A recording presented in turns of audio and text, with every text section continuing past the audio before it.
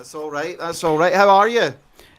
Pretty well, pretty well. You're looking well yourself, and I'm glad you could make it on the show. For those of you who have not It's a met you pleasure. before, I just want to remind them that you are a stalwart as far as it comes to the freedom of the individual, and in fact the country. And you really rose to prominence in the alternative media field back in 2020 when the country was cruelly locked down by a bunch of fanatical politicians, and you basically did yeoman's work in organising, well, shall we call it resistance, organising common sense, basically groups of people throughout Scotland, England, Northern Ireland, and Wales to stand Well, up thanks, against Alistair. what was going on. So you really do deserve the credit for that.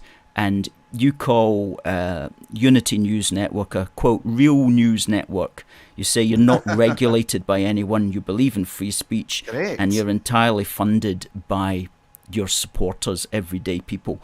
And as you Bang say on. here, not many can say all of the above. And so please do spread the word about UNN, and we'll be pushing your platforms. What's your biggest Thanks, platform Alistair. that you broadcast on? Well, we now broadcast on dlive.tv/Unity News. We used to be on YouTube, but sadly we got banned from there about 2 years ago now. Telegram, Twitter, we still occasionally post to Facebook, but it is what it is, and life goes on. And thanks for your kind words. And that was the heydays, Alistair. It's all been downhill from there. It was, that was I was in my element then. Now it's like that the I could have been a contender, and that was the good old days. I'm only joking. But what's interesting is that during the height of that and the COVID situation, I'll remember I'm on YouTube, is that everything that we said has now been proven correct. And even if, I'm not going to go down too many rabbit holes, as I said, but even if you believed everything that they told you at the time, it's all come out now that it wasn't necessary. It was a lie, especially the locking down, the closing of schools, the mask wearing, the rolling out of a certain thing that they encouraged people to take, and everyone is now distancing themselves from their behaviour. I saw Piers Morgan doing a big one today as well, and and it is frustrating, but look, we were right then, and I think we'll be proven right now, because the fundamental difference between us and people like yourself and what you're doing is that we're not paid to push an agenda. Like, people don't realize that when you watch the news, it isn't the news. It is an agenda. It is a narrative that is being spun, and people get that now, but sadly the masses don't. Oh, absolutely, and that really came to our understanding back in those dark years of 2020 and 2021. And you mentioned Piers Morgan there. He was I would put him as the main cheerleader for Yes, all of that. correct. He had his program Good Morning Britain, and every day he was very aggressive in pushing it Extremely. and scaring people who are not like you and I, but people who didn't know any better and who had limited information. I mean, he really was one of the main architects of all of that. And so to see him now go, oh, I didn't know, but I've changed my mind because I've followed the science, that's just disgraceful. Yeah, It's it is. it's It is. horrific. It is. And I have no issue with people who trusted what they were saying, went along with it, but still respected individuals' bodily autonomy, still respected individual choice. Whereas, him, Jeremy Vine, to name two, and many others as well, they were so in your face, they were hysterical, and like they get away with it, which is very, very frustrating. And I think we'll be talking a wee bit about that maybe slightly later on. It's the same exact situation with what is going on in Ukraine, that everything we're talking about is coming to fruition. In 2 or 3 years' time, nobody will admit to doing what they do. And it's goldfish media, goldfish brain media. Like, you have a memory of 2 seconds.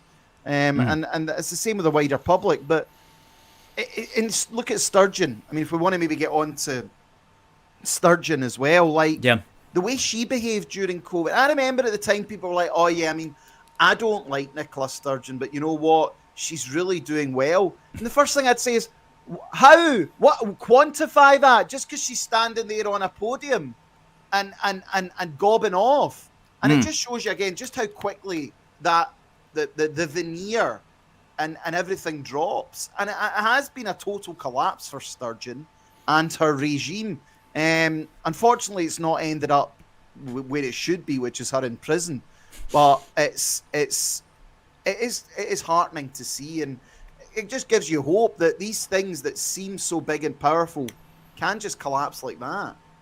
Yeah, you made a wee video about that the other day that I noticed on your Facebook page. I think you said it's like everything seems to be built on pillars of sand, I think was the expression that you used, that something that seems to be untouchable can suddenly just crumble, and before you know it, and it's especially the case with the Scottish National Party, it was held up there, now we understand, by the sheer force of her personality and the unwillingness of anybody else to bring down the tempo. But as soon as she made her move and got out, then everything just started to crumble. And who knows how much more of that is still to go. Very, very politically interesting. If you think about the SNP, I mean, Salmond and Sturgeon were both formidable individuals. I mean, they dominated the scene. Salmond especially, and I think he reached a bigger audience than she did. She was very divisive, far more divisive than Salmond ever was. But so much of Scottish nationalism has really been built on the fact that they were the 2 preeminent politicians compared to the opposition, who have been woeful in Scotland. There's been no charisma. There's still no charisma. But even then, you're correct. It was all built around her and her cult of personality, and that falls very, very quickly. And it was good to watch, like all the Isla Bryson stuff. I think the Tom Gordon quit. It was great to see her struggle, and it's good. It's good to watch. I mean, it's obviously was not a victory for us. We've still got a long way to go, but it's nice to see her getting our put down a pedestal or 2. Oh yeah, something that I did not expect to see for several years. I thought, as most of us did, that she was in there for the long haul, till at least the Holyrood election in 2026, and then maybe even for another 5 years thereafter. We were kind of looking at like 2031 or something before we were going to get rid of her. I mean, you think about that, and now suddenly it's, well, she's not coming back. I don't see her. I don't even see her standing in 2026. But she's finished. She's finished. Yeah. She's a spent force, as is Salmond, and like Yusuf, Forbes, and Regan. I mean, they're just basically Joe. I mean, they're better than the rest of them. But how do you think that's going to play out? I mean, do you think it's either going to be Yusuf or Forbes? But I mean, how do you think either way? I struggle to see how the party will stick together with either of them. I think if Forbes comes in, then the Wokarati, which is most of the party, will not want to get on with her, and will split in some way. I think you're correct. The way in which she was treated is vile. Like she's been targeted. And fair play to her, she actually stuck it out. She didn't, because there was calls for her to quit. She stuck it out. It would probably be better to see Yusuf get it, because he would just be a totally divisive figure. He would be hated. He would be loathed. And I think they are a spent force politically. But the question will still remain: who is going to take the mantle? Anna Sarwar? I mean, come on. Douglas Ross, you know. I mean, who's even the leader of the Lib Dems? Is it still Willie Rennie? Who is it? Or Alex And Cole-Hamilton? Alex Cole-Hamilton made a complete twit of himself by during the GRR thing. Yeah, he did. You know, and he was all supportive of that and supportive of people that Wings Over Scotland were outing as maybe not the sort of people that politicians would necessarily want to support. So I don't see him coming back. He hasn't really come back from that GRR carry on himself either. He's tried to forget it, but he hasn't come back from it. So no, it is just like that whole GRR stuff. I mean, all of that stuff, and as I said, I won't perhaps go too deep into it. It's completely insane. Okay, it is such a niche thing, so far removed from the reality of everyday people's lives. And you know, you drive around, your roads are potholes, the economy's rotten, businesses are shutting. They're bringing in these ULEZ zones. It is a there's a contempt now for the political class, which I'm happy about. They should have contempt felt towards them because they're contemptuous individuals. They all jumped into the same bucket in 2020, and not one of them that I can think of distinguished him or herself from the rest of that motley crew, Tory, Labour, Lib Dem alike, and they've got an awful lot of work to do to come back in again and get our respect. Yeah, I mean, my position still remains, though, Alistair, and I'm sure it's the position of many of your viewers. I'm opposed to devolution. I think devolution, I was always opposed to it, has been an absolute disaster. The Scottish Parliament gave oxygen to these people, and you look at the Welsh Parliament as well. That's horrendous. That's equally as bad. I mean, it's not even a parliament, and it's given power to real fringe groups, fringe ideas. So I would like to think moving forward there'll come a time where the devolved assemblies will be finished, because that's what has done the most to damage the United Kingdom. And I was down that video, I was speaking at the English Democrats conference, and you know, they're really, really nice people, very, very, very nice to talk to. And I said that I disagree with breaking the country apart, but I understand where the animosity comes from. I understand where the anger comes from as well. And devolution has really terribly divided this country. And I think the only way moving forward is to have a more unitary nation. Mm-hmm. Mm-hmm. Yeah. Yes. There's certainly an argument for that as well. We haven't taken a particular position on that. I know quite a few of our supporters would just like to abolish the Scottish Parliament overnight if they could. And if I thought that there was going to be a British government that would be a British government would care for all parts of the United Kingdom, then I could go along with that. But you also have to look at just the absolute sheer state of Westminster as well. Well, again, one of the reasons I was opposed to Scottish independence at the time, and I did say this to people, is as a small nation in a ultra-globalised world, you really are a hostage to international capital, big business, and supranational bodies. And you look at how much the UK is bossed about by the Americans, by the WHO, by the United Nations. What chance do small independent? I mean, that is the biggest lie that she sells, and the SNP sell, is we're going to be independent. No, you're not. You're actually going to be totally controlled by these supranational bodies, yes. and you'll have no say at all. Yeah. It's like what we need in the country is people to understand the system to understand how to govern. It's like we have people go to, let's talk about Westminster, and they don't really know their role there. They don't understand how to keep the parliament separate from international organizations and big corporations that are only out to make money.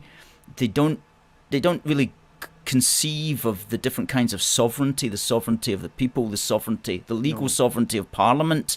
As for the idea of the national sovereignty embodied in a monarch and things like that, it's a way above any of their thinking. And we're electing people to Westminster who basically don't know how to govern.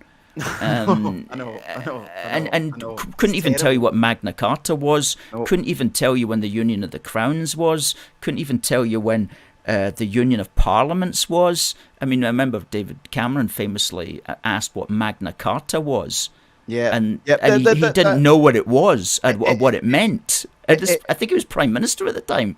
I mean, that's again one of my other arguments against English independence, not independence, say separating the country, was it would be like you've got London now, which is a nation, which is almost it's a separate country now within England.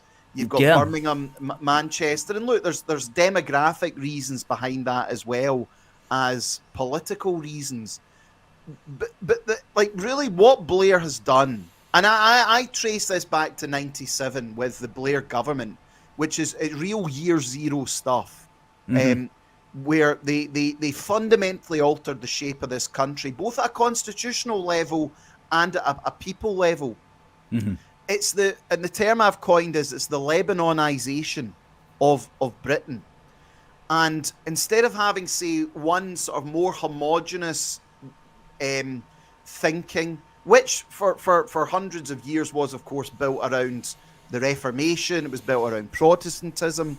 You've had mass immigration over the last 30 years. So you've got vast swathes of the country which is either Muslim, Hindu, and that's so hard to. I'm not saying it out of nastiness. It just doesn't work. People have different, and that's what happened in Lebanon. Lebanon went from being a majority Christian country, a very open, a very successful country, to one that is riddled with internal sectarian conflict. And I think a lot of that has been by design, because no one blames the political class. They blame so many, and it's so bad what's happened, and I'm not really sure how you overcome that.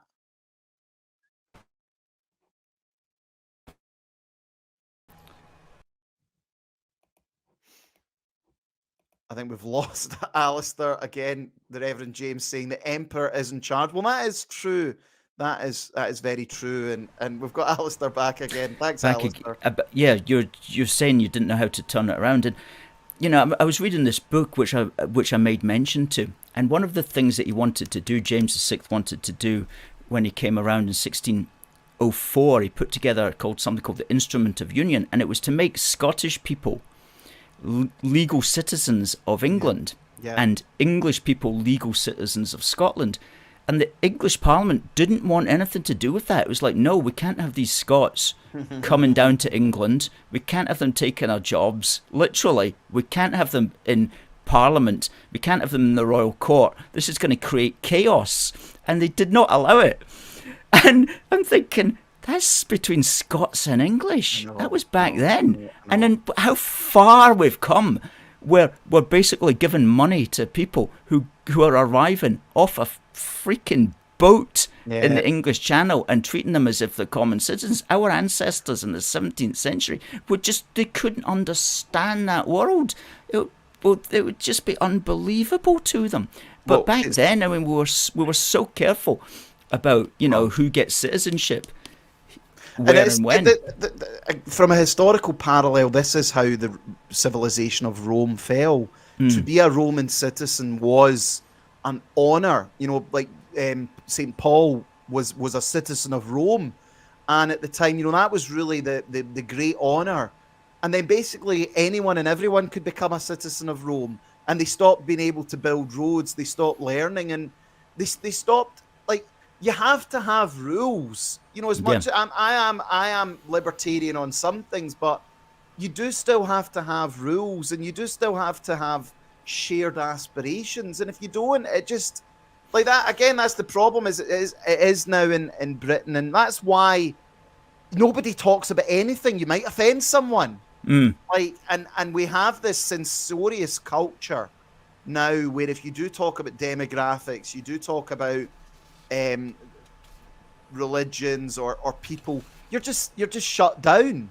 You're not allowed to have an adult conversation about it. It's just you're a racist, you're a bad guy. But my actual argument against this is everyone is going to suffer by a political class that just buries their head in the sand. And as you say, people coming across the English Channel, I mean, like, can you blame them? If you're in some crap country and someone says, by the way, you can go there and we'll put you in a hotel and give you, I mean, people are going to take that opportunity. And then when you've got these bleeding heart liberals who, again, don't have to live there, don't have to deal with the consequences of it. It's so infuriating. Yes, well, we're governed by, like, just basically Gary Linekers, various forms of Gary Linekers is what we're governed by, which is extremely wealthy, pampered people who have limited skills.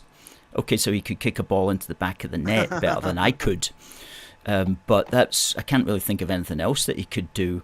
And as far as commentating football on Match of the Day is concerned, well, people, as been pointed out many times by others, you watch Match of the Day for the football, you didn't watch it for Gary Lineker. And in fact, when Gary Lineker, the weekend that he was not broadcasting, they actually got another 500,000 viewers without him. And I wouldn't say I'm an ideologically driven person. Like, I don't look at the situation then bend the situation to suit my ideology. I just deal with reality, and that's where people like you, like me, it's quite interesting, Alistair. Like, before, nobody would have wanted anything to do with you. Now nobody wants anything to do with me either. You know, that's the thing. And again, all for expressing a point of view or expressing an opinion or talking about things like that. Again, this country was built on freedom of speech, freedom of expression, freedom of religion as well. Like, we were unique. Robert Oulds was speaking on Saturday. He was very good. Robert is in the Bruges group, and he said that, like, the way British people did things 16th, 17th, 18th, 19th century was unique. The governance, it wasn't like Europe. Individual rights, individual thought. Like, we pioneered all that stuff. Obviously, at the USA, then they took it to nth degree, but we really pioneered. Adam Smith as well, the Wealth of Nations, and you know, that's the thing that really annoys me as well about Scottish nationalism and in general, is that Scots, we achieved so much when we had the shackles of myopia taken off of us. You know, it's a Scot invented the television, the telephone, penicillin, the steam engine, you know, incredible drive in society. And that, you know your history, Alistair. I know my history.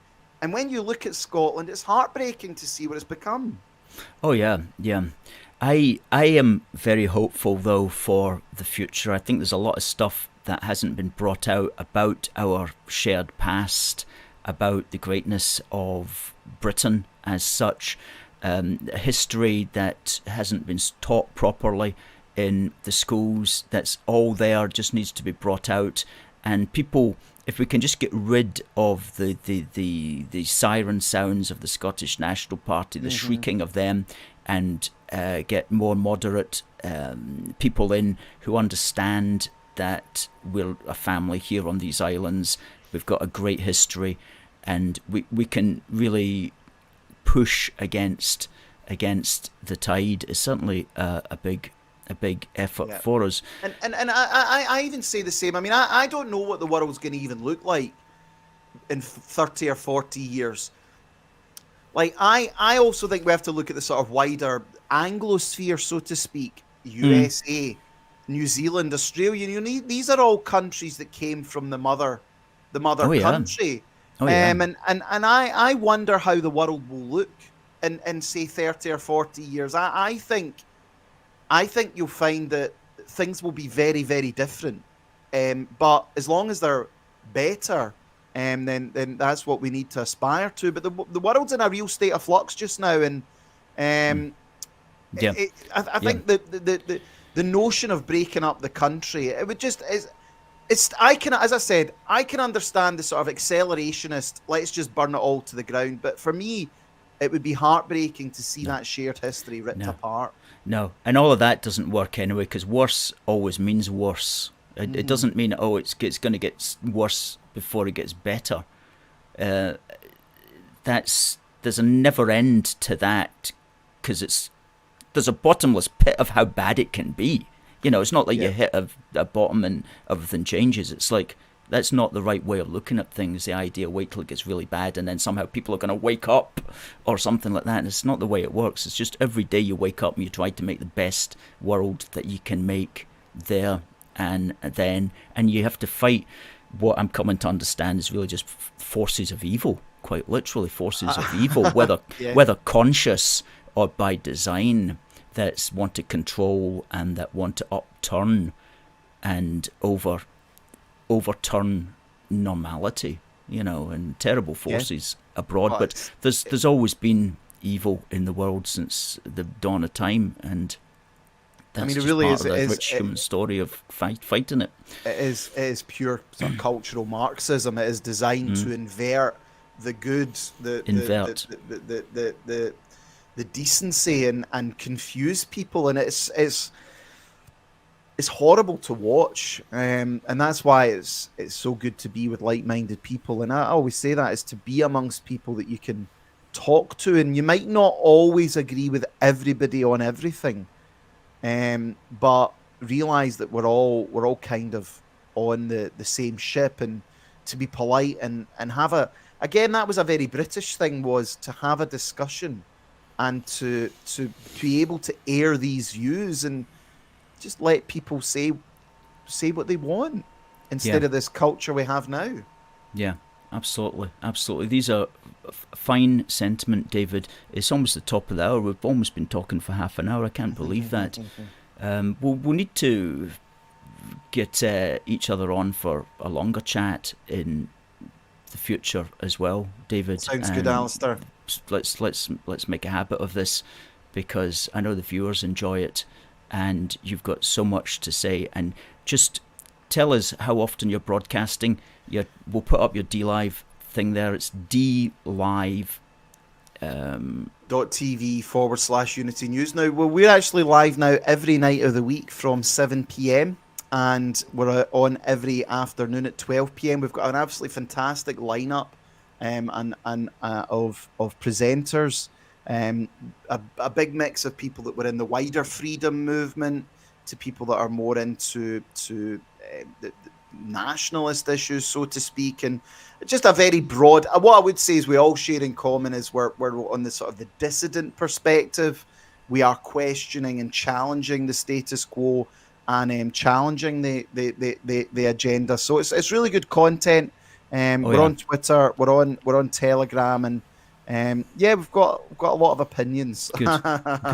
Just like absolutely. DLive.tv/Unity News. I've watched several of your programs. All your presenters are great. Very, very interesting, and you got a lot of people coming in like we've got tonight, making comments and stuff like that. And also your Twitter is twitter.com/ let's bring that banner up. Unity Newsnet. Unity and the Newsnet. same with yourself, Alistair. Obviously, the you fought for the Union in the United Kingdom, and you do understand it, and that's where you are different from a lot. This is the other thing as well that I really despised about the wider pro-UK movement. It is just seen as some sort of, like beneficial thing that, it suits Scotland, and we're it's good for us, and we get access to the UK single market, and I just hate that, because there's no passion in it, there's no drive, there's no belief. Whereas you and your team and the people that work with you have always had that real passion for what the UK was and perhaps could be, that shared sense, the values, the history, you know, a really a unique nation in the world. Because we were, and I know we're not now, but we really were. Oh, yeah. And achieved so many things, and a real, like, I don't think there's any other country in the world that has the different accents, all the different cities, you know, all these incredible things, and the wildlife, the culture. You know, what an incredible culture we have up and down this country, and just it's just